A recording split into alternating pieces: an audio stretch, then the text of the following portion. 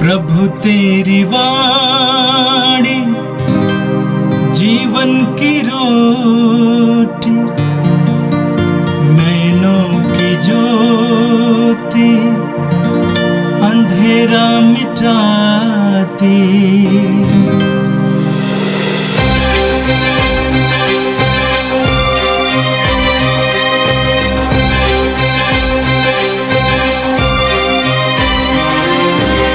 प्रभु तेरी वाणी जीवन की रोटी, नैनों की ज्योति अंधेरा मिटाती। प्रभु तेरी वाणी जीवन की रोटी, नैनों की ज्योति अंधेरा मिटाती। वाणी वाणी वाणी वाणी वाणी पवित्र है, शाश्वत है, जीवन का मन्ना है। 9 जून मंगलवार। पहला पाठ राजाओं का पहला ग्रंथ, अध्याय 17, पद संख्याएं 7 से 16 तक। नदी में पानी सूख गया, क्योंकि पृथ्वी पर पानी नहीं बरसा था। तब एलियस को प्रभु की वाणी यह कहती हुई सुनाई पड़ी, उठो, सीदोन के सरेप्ता जाओ और वहाँ रहो। मैंने वहाँ की एक विधवा को आदेश दिया कि वह तुम्हें भोजन दिया करे। एलियस उठकर सरेप्ता गया।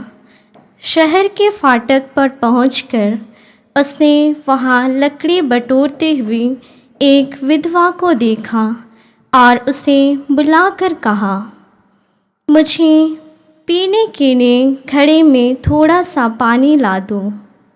वह पानी लाने जा ही रही थी कि उसने उसे पुकार कर कहा, मुझे थोड़ी सी रोटी भी ला दो। उसने उत्तर दिया, आपका ईश्वर जीवंत प्रभु इस बात का साक्षी है कि मेरे पास रोटी नहीं रह गई है। मेरे पास बर्तन में केवल मुट्ठी भर आटा और कुप्पी में थोड़ा सा तेल है।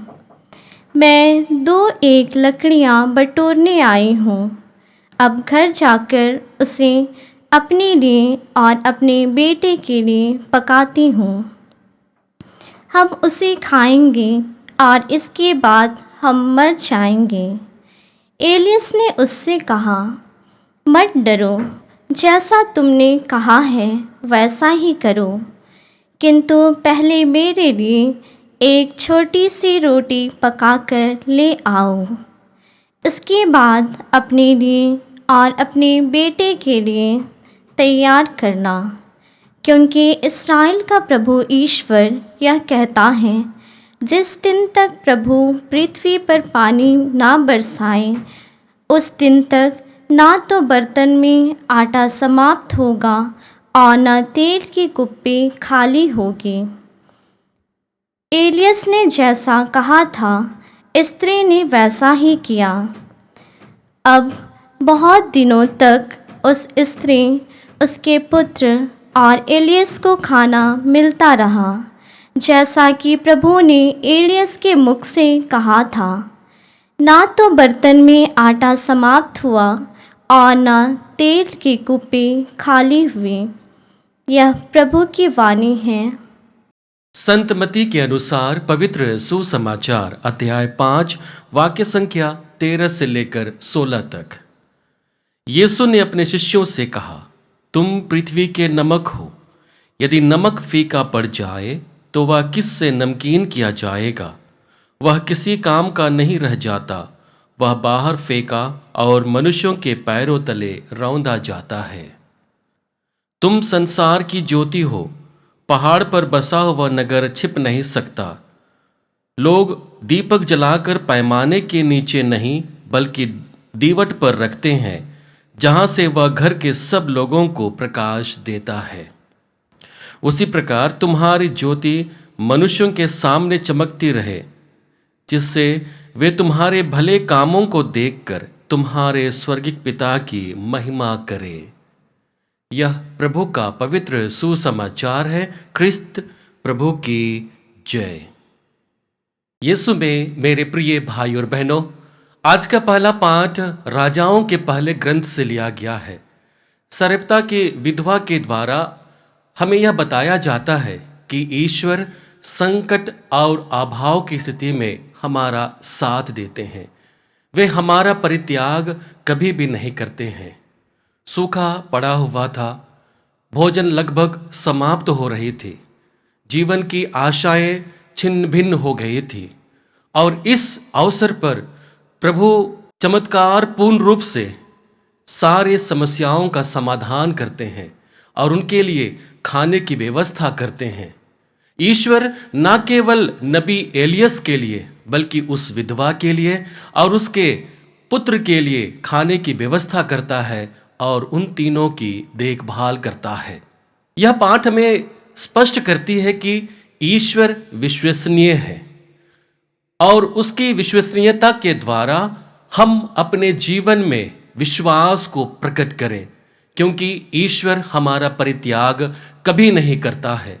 ईश्वर अपनी विश्वसनीयता के द्वारा हमें यह बताने की कोशिश करता है कि असंभव परिस्थितियों में भी वह हमारे लिए उचित चीज़ों का प्रबंध करता है। हम देखते हैं कि सरप्ता की विधवा के पास मात्र एक दिन के लिए खाने का संसाधन था, लेकिन ईश्वर उनके जीवन में चमत्कार पूर्ण रूप से खाने की व्यवस्था करता है।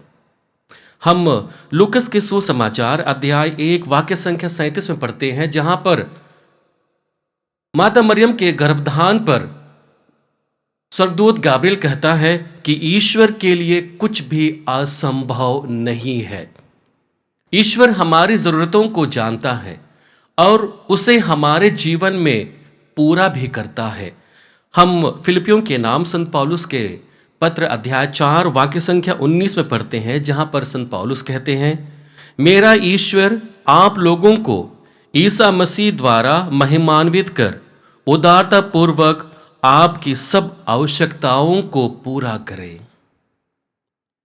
यहां पर संत पौलुस का एक दृढ़ विश्वास था कि ईश्वर ईसा मसीह के द्वारा अपनी महिमा को अपने लोगों के बीच प्रकट करेगा, और इसलिए सांत्वना भरे शब्दों के साथ अपने पत्र के लिखने वालों को यह बताने की कोशिश करता है कि ईश्वर की महिमा मसीह के द्वारा तुम्हारे जीवन में प्रकट होगी। वह तुम्हारी हर एक आवश्यकताओं में तुम्हारा साथ देगा, तुम्हारी ज़रूरतों को पूरा करेगा, और इसके लिए तुम्हें प्रभु पर विश्वास करने की ज़रूरत है। हम स्तोत्र ग्रंथ अध्याय 23 वाक्य संख्या 1 में पढ़ते हैं, जहाँ पर स्तोत्रकार कहते हैं, प्रभु मेरा चरवाहा है, मुझे किसी बात की कोई कमी नहीं है। यह वचन ईश्वर की विश्वसनीयता को हमारे सामने सत्यापित करता है। हमें दृढ़ विश्वास होकर के ईश्वर पर भरोसा बनाए रखने की जरूरत है, और ईश्वर जो चाहता है उसे अपने जीवन में पालन करने की जरूरत है। अब जैसे ही एक विश्वासी अपने जीवन में इस कार्य को संपन्न करता है, ईश्वर की महिमा उसके जीवन में प्रभावी होती है। दूसरी महत्वपूर्ण बात है, विश्वास और उदारता ईश्वर के आशीर्वाद का मार्ग बनते हैं। जो व्यक्ति विश्वास करता है और ईश्वर के प्रति अपनी उदारता को प्रकट करता है, उनके लिए ईश्वर के आशीर्वाद का मार्ग स्वयं ही प्रशस्त हो जाते हैं। और यही बात को हम सरफ्ता की विधवा के जीवन में देखते हैं। वह अपने अभाव की स्थिति में अपना सर्वस्व एलियस को समर्पित कर देती है। हम वचन में पढ़ते हैं, एलियस ने उससे कहा, मत डरो, जैसा तुमने कहा वैसा ही करो, किंतु मेरे लिए एक छोटी सी रोटी पका कर ले आओ। इसके बाद अपने लिए और अपने बेटे के लिए तैयार करना, क्योंकि इस्राएल का प्रभु ईश्वर यह कहता है, जिस दिन तक पृथ्वी पर पानी ना बरसाए उस दिन तक ना तो बर्तन में आटा समाप्त होगा और ना तेल की कुप्पी खाली होगी। यहां पर हम देखते हैं कि उस सरप्ता की विधवा का कार्य केवल उदारता का नहीं बल्कि ईश्वर में पूर्ण भरोसा का था, विश्वास का था। और इसलिए अपनी सीमित संसाधन को, अपने अभावपूर्ण अवस्था को वह नबी एलियस के लिए समर्पित कर देती है और वही उसके जीवन में महिमा का कारण बनता है। उसके घर में आटे की कमी नहीं होती है, उसके घर में तेल की कमी नहीं होती है जब तक प्रभु उस देश पर बारिश नहीं भेजते हैं। हम मार्कुस के सुसमाचार अध्याय 12 वाक्य संख्या 41 से 44 के बीच में पढ़ते हैं, जहां पर प्रभु यीशु एक कंगाल विधवा की सराहना करता है। वह खजाने में अपना सर्वस्व दान कर देती है। उसकी उदारता यह स्पष्ट करती है कि वह ईश्वर पर दृढ़ विश्वास करती है और उसी विश्वास को देखते हुए प्रभु उसकी सराहना करते हैं। और वही विश्वास को हमारे जीवन में जीने के लिए प्रभु यहाँ पर चुनौती देते हैं कि क्या हम अपने जीवन में जब हमारे पास संकट की अवस्था हो, अभाव की अवस्था हो, क्या हम दूसरों की सेवा में अपना सर्वस्व देने के लिए तैयार रहते हैं, या फिर हम योजना बनाते हैं कि जब हमारे पास सब कुछ पर्याप्त मात्रा में उपलब्ध हो जाएगा तब हम अपने सेवा कार्य को संपन्न करेंगे।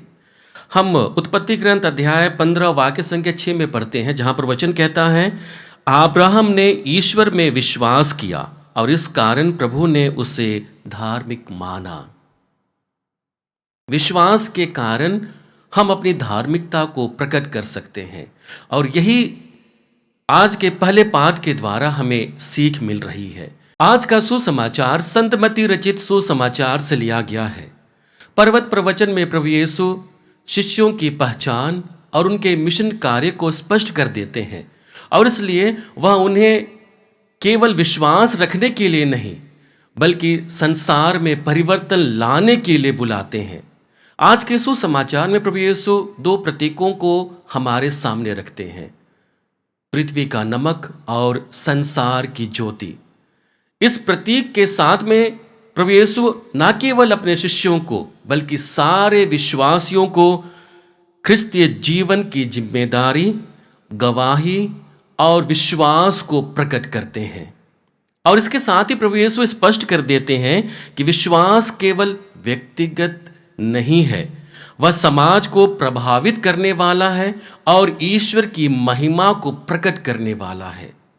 हम सभी अपने अपने व्यक्तिगत विश्वास के द्वारा समाज को प्रभावित करते हैं और ईश्वर की महिमा को प्रकट करते हैं। और यही बात को आज के सुसमाचार में प्रभु यीशु स्पष्ट कर देते हैं और स्पष्ट करते हुए हमें न्योता देते हैं। सबसे पहले न्योता देते हैं पृथ्वी का नमक बनने के लिए, समाज में अच्छाई और सच्चाई का स्वाद फैलाने के लिए। नमक का प्रयोग भोजन को स्वादिष्ट बनाने के लिए और भोजन को संरक्षित करने के लिए भी किया जाता है। और उसी प्रकार से ख्रिस्तीय जीवन में कुछ मूल्यों का होना और उन मूल्यों पर केंद्रित होकर के अपने जीवन को जीना उचित माना जाता है। जैसे समाज में प्रेम का जीवन जीना, क्षमा का जीवन जीना, त्याग का जीवन जीना, परोपकार और सेवापूर्ण कार्यों को अपने जीवन में संपन्न करना। और जब हम ऐसा करते हैं तो हम अपने ख्रिस्तीय जीवन के बुलाहट को अपने जीवन में संचालित होने देते हैं। और इसलिए कहा जाता है कि यदि हम ख्रिस्तीय मूल्यों को खो देते हैं तो हमारी गवाही कमजोर हो जाती है। यदि हमारे जीवन में ख्रिस्तीय मूल्य नहीं है, हमारे जीवन में प्रेम नहीं है, सेवा नहीं है, मेल मिलाप नहीं है, तो हम गवाही नहीं दे सकते हैं। प्रभु यीशु उसी गवाही को मजबूती से अपने जीवन में संपन्न करने के लिए बुलाते हैं और कहते हैं कि तुम पृथ्वी के नमक हो। तुम समाज में, अपने परिवार में, देश में एक ऐसे स्वाद को उत्पन्न करो जो प्रेम से परिपूर्ण हो, जो सेवा कार्य से परिपूर्ण हो, जो मेल मिलाप का जीवन को आगे बढ़ाता है। दूसरी महत्वपूर्ण बात है जहां पर प्रभु यीशु हमें संसार की ज्योति बनने के लिए बुलाते हैं, उसके द्वारा हमें अपने जीवन से मसीही प्रकाश को फैलाने के लिए बुलाते हैं। यूहन्ना के सुसमाचार अध्याय 8 वाक्य संख्या 12 में स्वयं प्रभु यीशु कहते हैं, मैं संसार की ज्योति हूँ, जो मेरा अनुसरण करता है वह अंधकार में भटकता नहीं रहेगा, उसे जीवन की ज्योति प्राप्त होगी। यहाँ पर प्रभु यीशु केवल शब्दों के द्वारा अपने जीवन में प्रकाश को नहीं बल्कि अपने कार्यों के द्वारा संसार को प्रकाशित करने के लिए एक योजना बनाता है, एक न्योता देता है। आज के सुसमाचार के अंतिम में प्रभु यीशु कहते हैं, उसी प्रकार तुम्हारी ज्योति मनुष्यों के सामने चमकती रहे, जिससे वे तुम्हारे भले कामों को देखकर तुम्हारे स्वर्गीय पिता की महिमा करें। हमारे जीवन में संपन्न होने वाले हर एक कार्य प्रभु की गवाही और प्रभु की महिमा को प्रकट करने वाला हो, और यही बात को यहाँ पर प्रभु यीशु स्पष्ट करते हैं। फिलिपियों को लिखते हुए संत पौलुस अध्याय 2 वाक्य संख्या 5 में कहते हैं, आप निष्कपट और निर्दोष बने रहें और इस कुटिल और पथभ्रष्ट पीढ़ी में ईश्वर की सच्ची संतान बनकर आकाश के तारों की तरह चमकते रहें। यह एक न्योता है, एक सच्ची चुनौती है अपने जीवन में नमक बनने का, ज्योति बनने का, जो सदैव हमें ईश्वर की ओर आगे बढ़ाता है। इन सब के साथ मसीह के प्रेम को और सत्य को हमारे जीवन में प्रतिबिंबित करने का एक अवसर मिलता है। आइए हम उस अवसर को पूरा करने के लिए प्रभु से कृपा की याचना करें। हे सर्वशक्तिमान पिता परमेश्वर, हम धन्यवाद देते हैं तेरे पुत्र हमारे प्रभु यीशु ख्रिस्त के लिए, जिनके द्वारा तू हमें प्रेम पूर्ण जीवन जीने के लिए बल प्रदान करता है। प्रभु, जब भी हम अपने जीवन में संकट और अभावों का अनुभव करें, उन सभी परिस्थितियों में हम तेरे अकथनीय प्रेम को अपने मन और हृदय में बैठाएं और उसके द्वारा हम तेरी कृपा को अपने जीवन में प्रभावी होने दें। प्रभु, जब हम इस विश्वासपूर्ण जीवन को जी रहे हैं, हमें पृथ्वी का नमक और संसार की ज्योति बनने का वरदान दे, ताकि हम अपने जीवन के द्वारा संसार में तेरे वचन को प्रभावी बनाएं, तेरे जीवन शैली को, तेरे सिद्धांत को और तेरी आज्ञा को प्रभावी बना सके, जिससे बहुत से लोग तेरे वचन को सुनकर अपने जीवन में परिवर्तन का और तेरे सामर्थ्य का अनुभव कर सके। हम यह प्रार्थना करते हैं हमारे प्रभु ख्रिस्त के द्वारा, आमीन। प्रभु तेरी वाणी जीवन की रोटी, नैनों की ज्योति अंधेरा मिटाती, वाणी वाणी वाणी वाणी वाणी पवित्र है, शाश्वत है जीवन का